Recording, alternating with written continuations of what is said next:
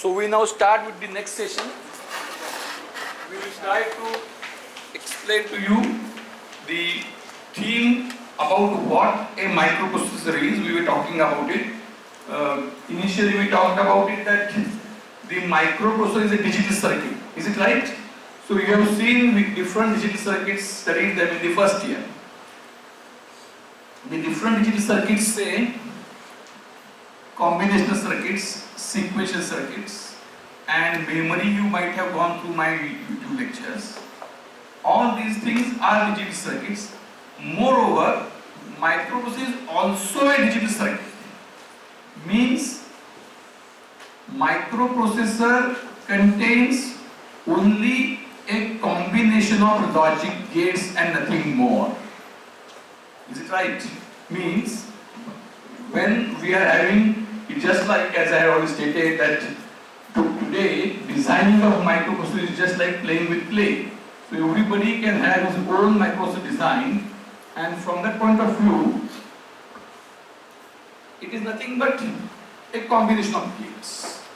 Now how can you differentiate between a digital circuit other than microprocessors and microprocessor?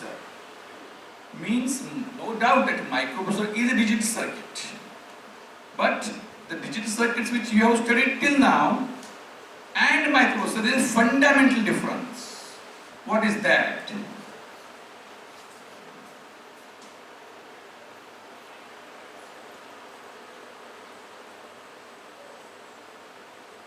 Anybody?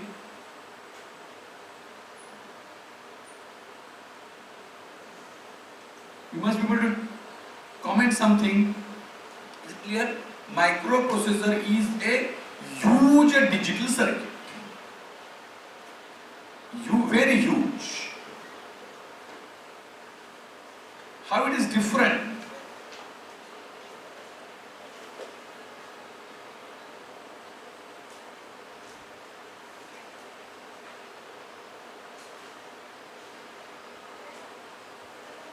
When we create some applications using digital circuits which don't involve microprocessor, these are static circuits.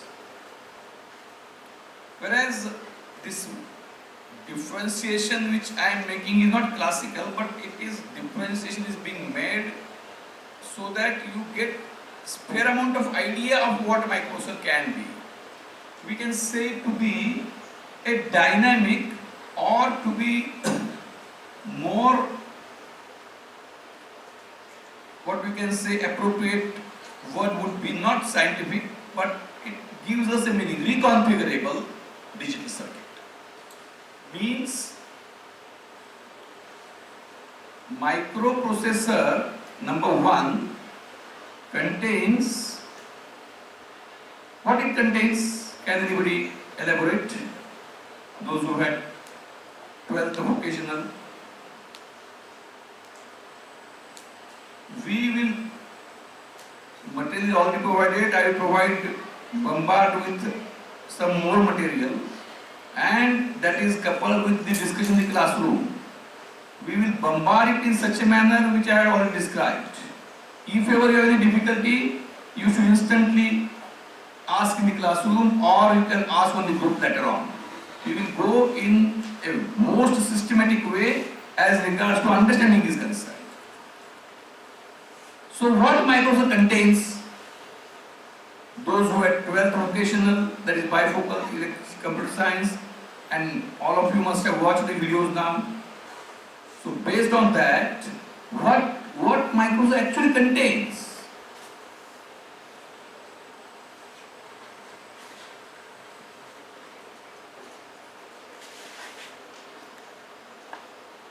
Microprocessor contains ALU, register circuits and control circuits. Control. Right. So he has started to proceed further. It contains ALU, right? So what kind of circuit which you have studied in first year, which can be said to be a small ALU?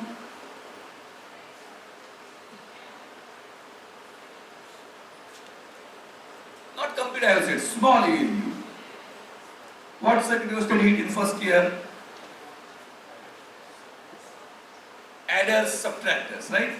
Adder subtractor is a small ALU circuit, right? So that is means it contains of what? Gates only. Gates only. In addition, he said register. So what is a register? A register, R-E-G-I-S-T-E-R. So we have heard the concept of register in different concept.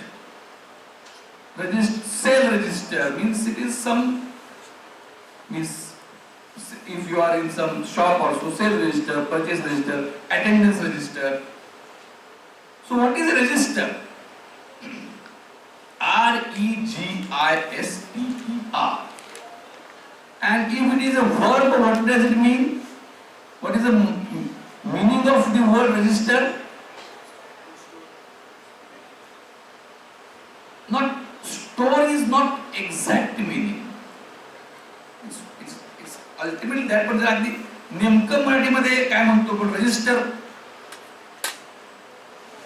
रजिस्टरचा exact Marathi शब्द काय शब्दात नोंद, नोंद वही. So register is what kind of digital circuit then?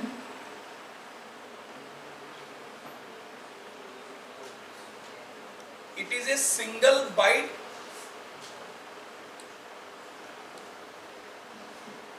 Register is a single byte memory location.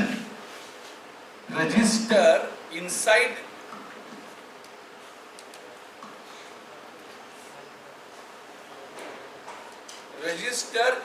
microprocessor is a single byte memory location. It is like a scratch pad. Means marker pen है ना? Everybody is having? इधर एक marker pen है. तो ज्याला एक 5 मिनिटं पण तर फक्त एक काम करायचं. कंप्लीट डिपार्टमेंट जावं. एक एनीबडी आता असं व्हायला पाहिजे की एक जावा म्हणलं तर 10 जण उठायला पाहिजे खरं. जे तेवढंच 5 मिनिटं वेळ एक कोण जाऊ शकता का प्लीज. आणि बुडल्याची भीती हे पूर्ण राहायचं आहे, ऐकायला मिळतच आहे.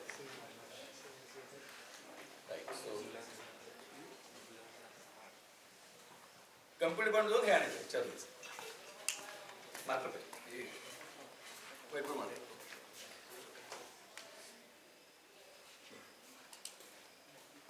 So register is a memory location which is inside the microprocessor. So now the terms computer, CPU, microprocessor are used interchangeably, but what we use, unless otherwise specified, we use the term microprocessor is a chip. Microprocessor means a single chip. So whatever we describe inside it as components of microprocessor and what is outside, then microprocessor and something else becomes a microprocessor based system. Is it clear? So microprocessor is a single chip. Nowadays what has happened, since there is a huge advancement in technology, Moore's law you must be aware of. What is Moore's law? Anybody is aware of? Moore's law? Moore's, unfortunately Moore is no more now. He has predicted many decades back that after how much time, the number of, suppose if that you are having a 1 centimeter square silicon space, there can be large number of transistors occupying on that space. So again, very transistors comprise a gate. So we can say gate now. So transistor is not used for that purpose now. So in general, the number of gates, he said transistor, but number of gates which are occupied in a given area, the technology advances such that after every 18 months, the size, number of components which can be occupied in the same space doubles. So because of that, what has happened? That everything has become single chip. When 8085 was there, that time many other chips were required to be given from outside. Even address latch and everything, it was that way very complex. So what we are studying? We are studying a simplified 8085 because the purpose is to, what is the purpose of learning 8085? Purpose of learning 8085 now in the year 2023, when the production of chip has been stopped in the year 2000, is that it is very simple processor to understand, to have a basic building block of what a microprocessor is. Therefore, we are having it. So it contains the internal registers. Then how many? Again, it depends upon the designer's wish and the cost, overall cost. If I want so many, then you need more silicon space, the cost would be more. And whether it is cost effective, suppose if that one says that I want a 10-room bungalow, cost will be increasing obviously, but only cost is not the concern. Is it cost effective? Is it useful for me?